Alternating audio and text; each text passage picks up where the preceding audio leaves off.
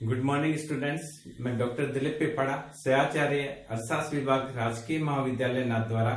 आज के इस वीडियो में हम समष्टि अर्थशास्त्र के टॉपिक पर बात करेंगे कि राष्ट्रीय आय व आर्थिक कल्याण में आपस में क्या संबंध है। सामान्य रूप से राष्ट्रीय आय में होने वाली वृद्धि के साथ आर्थिक कल्याण में वृद्धि होती है। आज विश्व के जितने भी धनी राष्ट्र हैं जिनकी की राष्ट्रीय आय बहुत अधिक है, वहां के नागरिकों का अगर हम जीवन स्तर देखें तो हम ये कह सकते हैं कि उनका आर्थिक कल्याण ज्यादा बेटर है। आज America, France, Germany, Switzerland, Denmark, Australia, Japan, बहुत सारे ऐसे राष्ट्र हैं जो जिनको कि विश्व के धनी राष्ट्रों के रूप में जाना जाता है। अगर हम वहां के लोगों का जीवन स्तर को देखें तो वहां के लोगों का जीवन स्तर बहुत ही उच्च स्तर का है। वहां गरीबी की स्थिति बहुत कम है, लोगों के पास रहन सहन की अच्छी सुविधाएं उपलब्ध है। इसीलिए सामान्य रूप से यह माना जाता है कि there is a positive relationship between national income and economic welfare. ये माना जाता है कि नेशनल इनकम बढ़ेगा तो इकोनॉमिक वेलफेयर भी बढ़ेगा। नेशनल इनकम N1 है तो वेलफेयर W1 है, और राष्ट्रीय आय बढ़ेगी तो इकोनॉमिक वेलफेयर भी बढ़ेगा। पर विश्व के कुछ ऐसे राष्ट्र भी हैं जिनकी राष्ट्रीय आय कम है तो वहां के लोगों का जीवन स्तर भी कम है। हम भारत की बात करें, पाकिस्तान की बात करें, बांग्लादेश है, नेपाल है, भूटान है, श्रीलंका है, और साउथ अफ्रीकन महाद्वीप में बहुत सारे ऐसे राष्ट्र हैं जहां की राष्ट्रीय आय कम है तो वहां के लोगों के आर्थिक कल्याण की स्थिति भी बहुत बदतर है। बहुत गरीबी में जीवन यापन कर रहे हैं। जनसंख्या का एक बड़े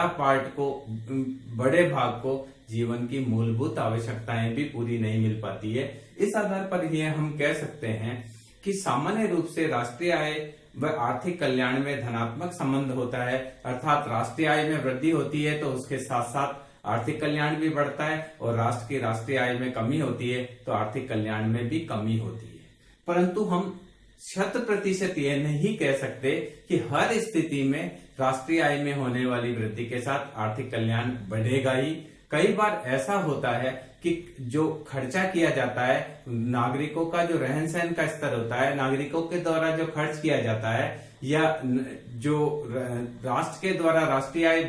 बढ़ाई जाती है, और उससे नागरिकों पर क्या प्रभाव पड़ता है, इसमें बहुत अधिक अंतर होता है। तो कई स्थितियां ऐसी भी देखने को प्राप्त होती है जहां राष्ट्रीय आय में होने वाली वृद्धि के साथ लोगों का आर्थिक कल्याण बढ़ने के स्थान पर घट भी जाता है। तो इस कारण से हम हर स्थिति में यह नहीं कह सकते कि there is a positive relationship between economic development and national income. So many times when the national income is rising but the economic development, economic welfare of the population of the country is decreasing। कई राष्ट्र ऐसे हैं जिनके पास oil है, जिनके पास और कोई प्राकृतिक संसाधन है, तो उनकी राष्ट्रीय आय बहुत अच्छी है, पर वहां पर कोई तानाशाह शासन कर रहा है, जहां लोग वो तानाशाही के कारण से लोगों को जीवन की मूलभूत आवश्यकताओं से भी वंचित रखता है। तो हम यह नहीं कह सकते कि वहां के लोगों की राष्ट्रीय आय बढ़ने की वजह से वहां के लोगों का आर्थिक कल्याण बढ़ रहा है। तो कहने का तात्पर्य यह है कि हर स्थिति में यह नहीं कहा जा सकता है कि राष्ट्रीय आय बढ़ेगी तो आर्थिक कल्याण बढ़ेगा ही बढ़ेगा। मैं यहाँ कुछ पॉइंट्स की चर्चा करना चाहता हूं जिसमें हम ये जानेंगे कि राष्ट्रीय आय में होने वाली वृद्धि के साथ आवश्यक नहीं है कि आर्थिक कल्याण भी बढ़े। तो हमने इसमें देखिए आर्थिक कल्याण को प्रभावित करने वाले कुछ कारकों पे बात करी है। देखिए राष्ट्रीय आय में होने वाली वृद्धि से प्रति व्यक्ति आय पर क्या प्रभाव पड़ता है, इस पर डिपेंड करता है। सपोज कीजिए भारत की राष्ट्रीय आय 3% बढ़ती है और पॉपुलेशन 5% बढ़ जाती है। जिस गति से राष्ट्रीय आय बढ़ रही है उससे ज्यादा अगर हमारी जनसंख्या बढ़ती है तो प्रति व्यक्ति आय गिरेगी, और प्रति व्यक्ति आय गिरने का मतलब है लोगों के रहन सहन का स्तर गिरेगा, लोगों को खाने को रोटी नहीं मिलेगी, पहनने को कपड़ा नहीं मिलेगा, रहने को मकान नहीं मिलेगा। तो कई स्थितियां होती है, यदि राष्ट्रीय आय बढ़ भी रही है पर राष्ट्रीय आय बढ़ने की गति है उससे अगर जनसंख्या में होने वाली वृद्धि की गति ज्यादा है तो हम ऐसी स्थिति में कहेंगे कि प्रति व्यक्ति आय, राष्ट्रीय आय में होने वाली वृद्धि के बावजूद प्रति व्यक्ति आय में कमी हो रही है। क्योंकि हम प्रति व्यक्ति आय निकालते हैं तो प्रति व्यक्ति आय निकालने के लिए हम क्या करते हैं, राष्ट्रीय आय में जनसंख्या का भाग देते हैं। अब मान लीजिए राष्ट्रीय आय 100 से बढ़कर 102 हुई और जनसंख्या 100 से बढ़कर 5 हो गई, जो कि पहले दोनों 100 थी तो 1 आता था, अब आपका 0.9 कुछ आएगा। तो ऐसी स्थिति में प्रति व्यक्ति आय गिर रही है, 1 से 0.9 हो गई। प्रति व्यक्ति आय गिरना आर्थिक कल्याण में होने वाली कमी का द्योतक है। दूसरी चीज है कि राष्ट्रीय आय का व्यय किस प्रकार से किया जाता है, इस पर भी आर्थिक कल्याण निर्भर करता है। अगर राष्ट्रीय आय बढ़ रही है और सरकार के द्वारा उसका व्यय राफेल जेट खरीदने में, बंदूक खरीदने में, तोप गोला बारूद करने में, पुलिस की व्यवस्था करने में, सेना के अस्त्र शस्त्र से सेना को सुसज्जित करने में किया जा रहा है, तो ऐसी स्थिति में वहां की जो जनसंख्या है उनको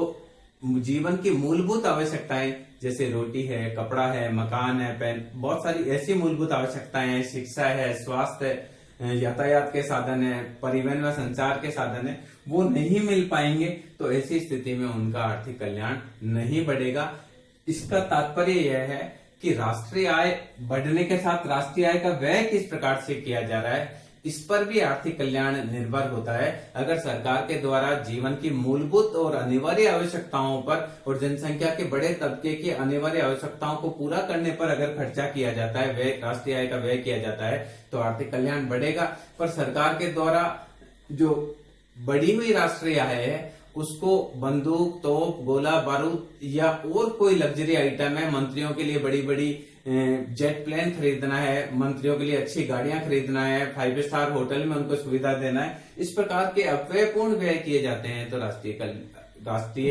जो आर्थिक कल्याण है वो बढ़ने के स्थान पर कम होगा। अगली चीज देखिए कि राष्ट्रीय आय में होने वाली वृद्धि के साथ राष्ट्रीय आय का वितरण किस प्रकार का है, इस पर भी कल्याण निर्भर करता है। यदि राष्ट्रीय आय में होने वाली वृद्धि के साथ धनिक और धनिक होता चला जाए और गरीब होता चला जाए, यानी आय का वितरण इस प्रकार का हो कि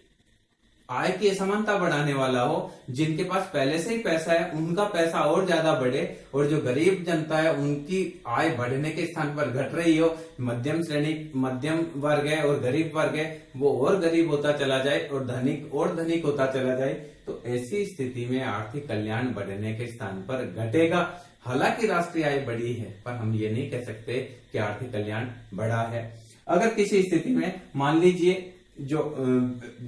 राष्ट्रीय आय का वितरण है उसमें वो धनिकों के पक्ष में है, तो हम कहेंगे कि जो समाज का बड़ा तबका है वो राष्ट्रीय आय में होने वाली वृद्धि के मिलने वाले लाभों से वंचित रहता है, तो हम ऐसी स्थिति में कहेंगे कि आर्थिक कल्याण में वृद्धि नहीं होगी। इसी प्रकार से हम ये देखें कि राष्ट्रीय आय के उत्पादन का ढंग किस प्रकार का है। राष्ट्रीय आय में वृद्धि हुई है तो राष्ट्रीय आय में वृद्धि हो सकता है इस कारण से हुई हो कि श्रमिकों के कार्य के घंटे बढ़ा दिए हो सकता है राष्ट्रीय आय में इसलिए वृद्धि हो कि श्रमिकों, महिलाओं और बच्चों को भी काम पर लगा दिया गया हो सकता है इस कारण से राष्ट्रीय आय में वृद्धि हुई हो कि श्रमिकों को हटाकर उनके स्थान पर मशीनों से ज्यादा उत्पादन कर लिया गया हो, या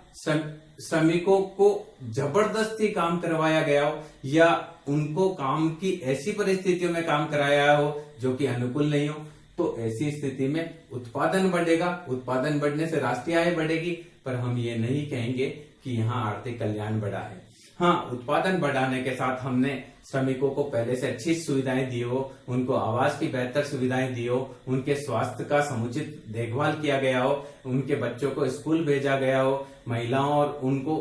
पार्ट टाइम कार्य देकर राष्ट्रीय आय बढ़ाई गई हो, तो ऐसी स्थिति में हम कहेंगे कि आर्थिक कल्याण बढ़ा है। पर केवल उत्पादन बढ़ाने के लिए श्रमिकों का शोषण किया हो, उनको गुलामों की तरह उनसे व्यवहार कर उनसे काम करवाया गया हो, तो ऐसी स्थिति में हम ये कह सकते हैं कि वहां आर्थिक कल्याण नहीं बढ़ेगा। एक और होता है कि हमने राष्ट्रीय आय बढ़ाने के लिए पर्यावरण पर इसका क्या प्रभाव पड़ा। आप राष्ट्रीय आय बढ़ाने के लिए खूब सारे खनिज खोद देते हैं, राष्ट्रीय आय बढ़ाने के लिए आपने खूब सारे पेड़ काट दिए, राष्ट्रीय आय बढ़ाने के लिए आपने जल को प्रदूषित कर दिया, जल प्रदूषण बढ़ गया, वायु प्रदूषण बढ़ गया, ध्वनि प्रदूषण बढ़ गया, भूमि प्रदूषण बढ़ गया। तो ऐसी स्थिति में हमको लगता भले ही है कि राष्ट्रीय आय बढ़ गई है क्योंकि हमने उत्पादन ज्यादा किया है, परंतु देखा जाए तो वास्तविक रूप से वह आर्थिक कल्याण को बढ़ाने वाला नहीं है, क्योंकि हमारे पास जो संचित संसाधन है, खनिज संसाधन है, जल संसाधन है, उनका आवश्यकता से ज्यादा उपभोग कर लिया है या पर्यावरण को बहुत ज्यादा प्रदूषण कर लिया, क्लोरोफ्लोरोकार्बन पर्यावरण में बढ़ गया या और कई प्रकार के प्रदूषण बढ़ गए, ध्वनि प्रदूषण बढ़ गया, वायु प्रदूषण बढ़ गया, लोगों को सांस लेने में तकलीफ होने लगी या और भी कई कारण से, तो राष्ट्रीय आय बढ़ा दिया, राष्ट्रीय आय बढ़ी, तो राष्ट्रीय आय बढ़ने के साथ आर्थिक कल्याण बढ़ना चाहिए। पर अगर पर्यावरण प्रदूषण बहुत ज्यादा बढ़ गया है तो हम ये कहेंगे कि आर्थिक कल्याण। इसी प्रकार से राष्ट्रीय आय बढ़ने के साथ सामाजिक सूचकों पर क्या प्रभाव पड़ा, इस पर भी आर्थिक कल्याण बढ़ा है या नहीं बढ़ा है, ये निर्भर करता है। अगर मान लीजिए राष्ट्रीय आय बढ़ने के साथ शिक्षा का स्तर बढ़ा है, साक्षरता का स्तर बढ़ा है, लोगों की औसत आयु बढ़ी है, महिलाओं और बच्चों को ज्यादा स्वतंत्रता दी गई है, या तो इस प्रकार की अगर सामाजिक औसत आयु बढ़ी है,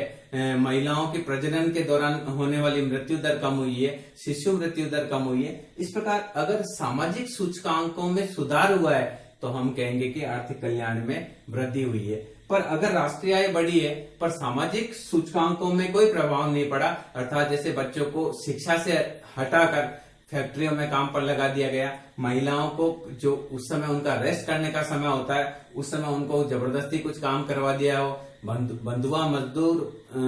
बनाकर लोगों से काम कराकर राष्ट्रीय आय बढ़ा दी गई हो, तो ऐसी स्थिति में हम कहेंगे कि वहां आर्थिक कल्याण में वृद्धि नहीं हुई है। तो अगर राष्ट्रीय आय बढ़ने के साथ सामाजिक सूचकांक भी बढ़ते हैं, शिक्षा बढ़ती है, साक्षरता का स्तर बढ़ता है, औसत आयु बढ़ती है, तो हम ये कहेंगे कि राष्ट्रीय आय में होने वाली वृद्धि के साथ आर्थिक कल्याण में वृद्धि हुई है। इसी प्रकार से उत्पादन की संरचना कैसी है, यह भी इस बात पर निर्भर करती है कि आर्थिक कल्याण बढ़ा या नहीं बढ़ा। हो सकता है उत्पादन में मान लीजिए हमने बंदूक का उत्पादन बढ़ा दिया, तोप का बढ़ा दिया, गोला बारूद का उत्पादन बढ़ा दिया या अस्त्र शस्त्रों का उत्पादन बढ़ा दिया, तो उत्पादन बढ़ने से राष्ट्रीय आय तो बढ़ी, पर ऐसी स्थिति में हम ये नहीं कह सकते कि वहाँ आर्थिक कल्याण बढ़ा। हाँ, अगर हमने उत्पादन में ब्रेड का उत्पादन बढ़ाया, रोटी का उत्पादन बढ़ाया, फल और सब्जियों का उत्पादन बढ़ाया, फ्रूट्स का उत्पादन बढ़ाया, मकानों का उत्पादन बढ़ाया, वस्त्रों का उत्पादन बढ़ाया, तो वहां हमारे यहाँ रहने वाली जनसंख्या है, जो भी हमारे यहाँ लोग रहते हैं उनका रहन सहन का स्तर अच्छा होगा, तो हम कहेंगे कि आर्थिक कल्याण में वृद्धि हुई है। इसी प्रकार से अगर राष्ट्रीय आय में वृद्धि के साथ रोजगार का विकास हुआ है तो हम कहेंगे कि आर्थिक कल्याण में वृद्धि हुई है, क्योंकि लोगों को रोजगार बढ़ेगा तो उनकी मांग बढ़ेगी, उनका रहन सहन का स्तर बढ़ेगा। पर राष्ट्रीय आय में वृद्धि के लिए हमने श्रमिकों के स्थान पर बड़ी बड़ी मशीनें लगा दी, ऑटोमेटिक प्लांट लगा दिए, उससे उत्पादन बढ़ा, उत्पादन बढ़ने की वजह से राष्ट्रीय आय बढ़ी, पर रोजगार पर इसका कोई नकारात्मक प्रभाव पड़ा है, तो हम ऐसी स्थिति में कहेंगे कि राष्ट्रीय आय तो बढ़ी है पर आर्थिक कल्याण नहीं बढ़ा है। इसी प्रकार से वस्तुओं की उपलब्धता कितनी है, इस पर भी आर्थिक कल्याण निर्भर करता है। लोगों की राष्ट्रीय आय बढ़ी, राष्ट्रीय आय बढ़ने के साथ लोगों की प्रति व्यक्ति आय भी बढ़ी, पर लोगों को जो वस्तुओं का उत्पादन है वो सरकार ने ऐसी वस्तुओं का उत्पादन किया जो लोगों के काम की नहीं या कम लोगों के काम की है, जैसे फ्रिज का उत्पादन बढ़ा, लग्जरी कारों का उत्पादन बढ़ा, लग्जरी बसेस का उत्पादन बढ़ा, एरोप्लेन का उत्पादन बढ़ा, टीवी वॉशिंग मशीन का उत्पादन बढ़ा। तो इससे समाज का एक कुछ वर्ग है उसके जीवन को ही हमने आरामदायक बनाया, और बाकी जो है, जो श्रमिक लोगों को चाहिए, रोटी चाहिए, कपड़ा चाहिए, मकान चाहिए या उनको वस्त्र, जो बाकी चीजें चाहिए, अगर उनका उत्पादन नहीं बढ़ा, हमारे यहाँ दूध का उत्पादन नहीं बढ़ा, हमारे यहाँ ब्रेड का उत्पादन नहीं बढ़ा, फल का उत्पादन, सब्जी का उत्पादन, जो कि जनसंख्या के एक बड़े भाग की जो आवश्यक वस्तुएं हैं उनका उत्पादन नहीं बढ़ा या वह वस्तुएं उनको खाने के लिए उपलब्ध नहीं है, तो ऐसी स्थिति में उनका आर्थिक कल्याण नहीं बढ़ेगा। इसी प्रकार से उपभोग वस्तुओं की बनावट किस प्रकार की है, इस पर भी आर्थिक कल्याण निर्भर करता है। उपभोग वस्तुओं में व्यक्ति मान लीजिए उपभोग जो कर रहा है वो मान लो राष्ट्रीय आय बढ़ी, राष्ट्रीय आय बढ़ने के साथ लोगों की प्रति व्यक्ति आय भी बढ़ी, पर बढ़ी हुई आय को अफीम, भांग, चरस, गांजा, शराब, सिगरेट, बीड़ी, तंबाकू, जर्दा ऐसी वस्तुओं पर खर्च कर रहा है, तो ऐसी स्थिति में आर्थिक कल्याण में वृद्धि नहीं होगी। और बढ़ी हुई आय को श्रमिक लोग क्या करते हैं, रोटी पर खर्च करते हैं, ब्रेड पर खर्च करते हैं, सब्जी पर खर्च करते हैं, फ्रूट पर खर्च करते हैं या वस्त्र पर खर्च करते हैं, दवाइयों पर खर्च करते हैं, तो हम बोलेंगे कि आर्थिक कल्याण बढ़ा। इसी प्रकार से पीगू ने बोला है, पिगू इकोनॉमिस्ट हुए जिन्होंने आर्थिक कल्याण के बारे में विचार दिया, तो उनका मानना है कि अगर राष्ट्रीय आय में होने वाली वृद्धि के साथ आय की असमानता बढ़ती, आय की असमानता कम होती हो, लोगों का जीवन स्तर पहले से अच्छा होता हो, लोगों में आपस में प्रेम बढ़ता हो, लोग जो,